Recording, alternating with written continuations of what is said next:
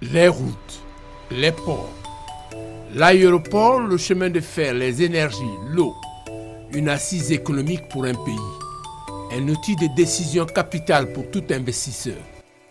Voilà qui explique les importants investissements consentis par la Côte d'Ivoire sous le leadership de feu Félix Houphouët-Boigny au lendemain des indépendances et renforcés ces dernières années.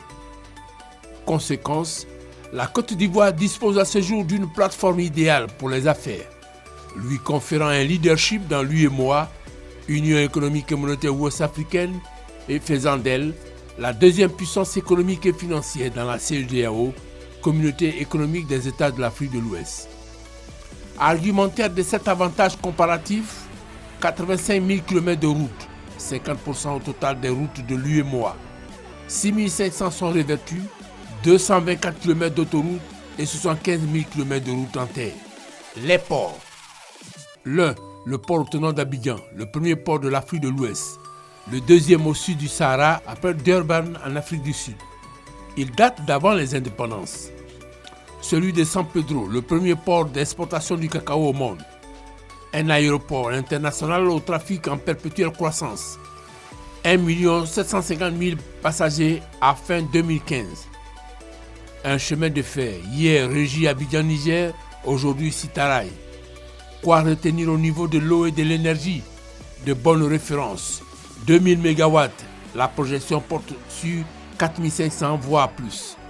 Quant à la question de l'eau qui a cessé d'être un don de Dieu, il a fallu investir 250 milliards en 2014.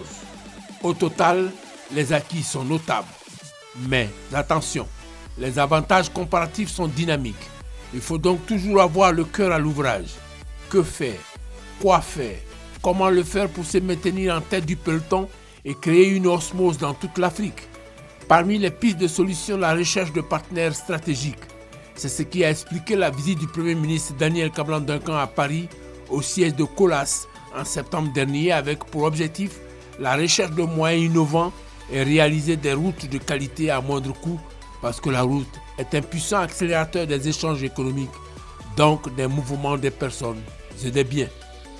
Au-delà des routes, les ports, les aéroports, les chemins de fer attendent d'être rénovés, renforcés, parce qu'un retard sur l'évolution technique et technologique des équipements dans ces secteurs.